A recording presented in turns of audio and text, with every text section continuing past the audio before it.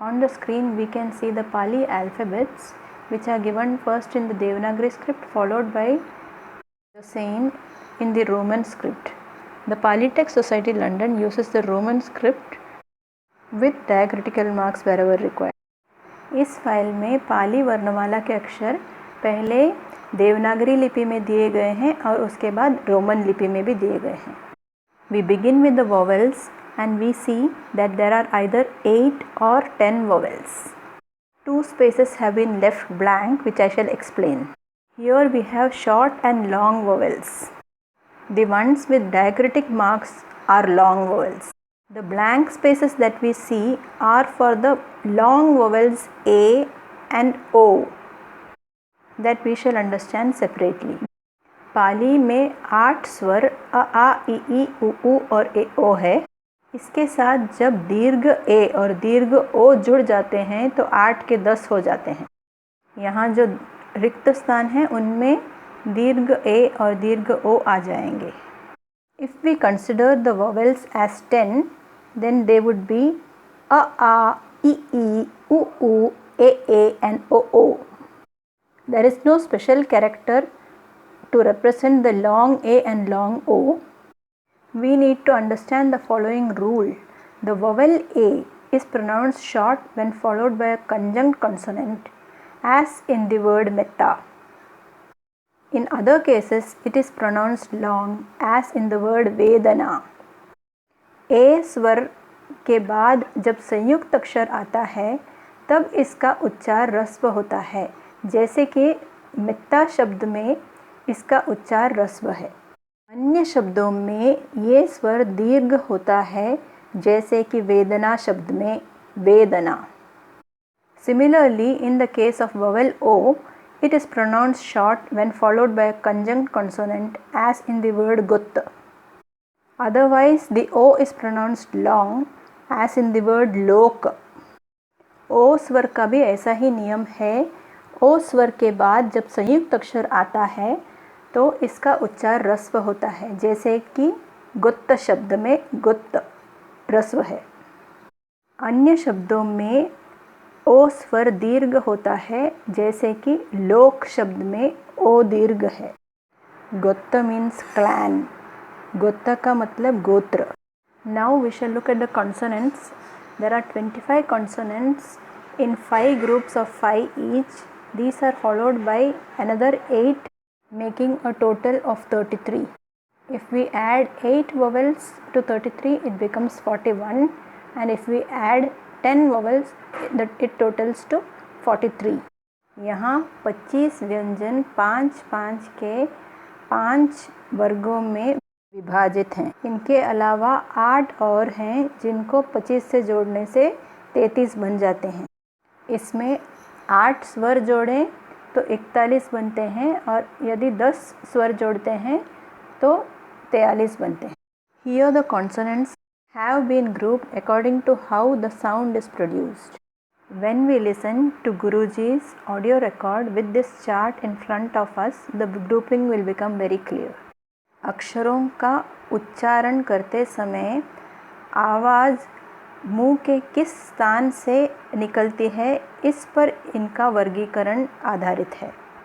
जैसे कि पहला वर्ग क वर्ग, यहाँ आवाज़ कंठ से निकलती है, इसलिए उसको कंठज कहते हैं. कंठज पाली शब्द है जिसको हिंदी में कंठ कहते हैं. जब हम गुरुजी के ऑडियो रिकॉर्ड को सुनेंगे तब सारी बात समझ में आ जाएगी. इस फाइल को सामने रखते हुए हम गुरुजी के ऑडियो रिकॉर्ड को सुनेंगे. Now we shall take a look at the small table to the right of the page. The first word here is संघ. बिकॉज घ बिलोंग्स टू द क group, that is to the gutturals, therefore the nasal used here will be the nasal that belongs to the first group, that is ng. अब दाहिनी ओर जो छोटा table दिया गया है उसको देखते हैं.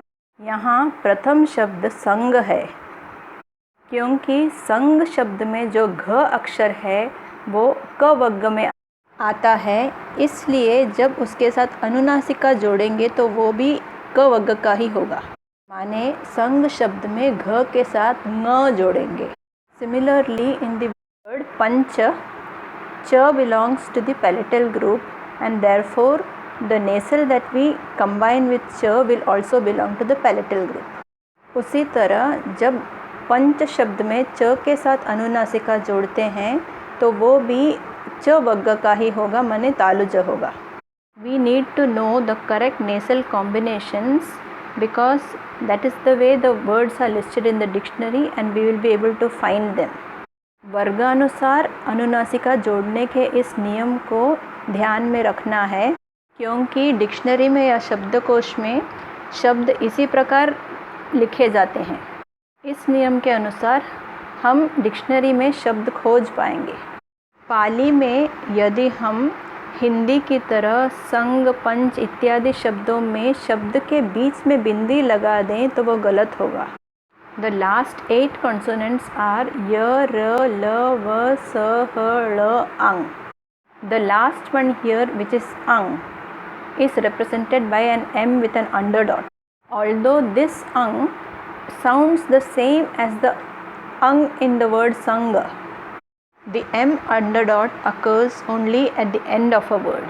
आखिर के जो 8 अक्षर हैं उसमें आखिरी है अंग. इस अंग को लिखने के लिए बिंदी का प्रयोग करते हैं और ये बिंदी केवल शब्द के आखिर में आता है. Pali is a soft language in which every letter ends in a vowel. That means no letter ends in a half consonant.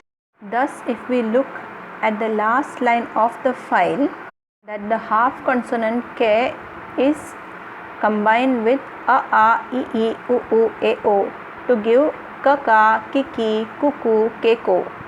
पाली में हलंत का प्रयोग नहीं होता. अक्षर के साथ कोई न कोई स्वर जोड़ देते हैं, जैसे के साथ अ, आ, ई, उ, ए, ओ जुड़ने से क, का, की, कुकु, के, को बन जाते हैं.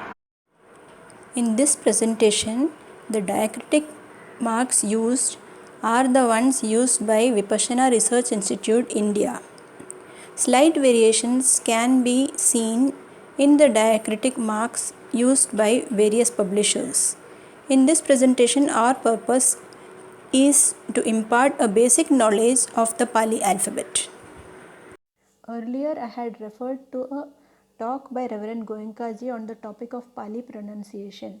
Please click on the link given in the description box below to listen to this audio record. पाली वर्णमाला के बारे में गोयंका जी के ऑडियो का मैंने जिक्र किया था. यह ऑडियो केवल अंग्रेजी में है. फिर भी जो लोग थोड़ा बहुत भी अंग्रेजी समझ सकते हैं वो भी इस ऑडियो को ज़रूर सुनकर लाभ लें. धन्यवाद. Thank you.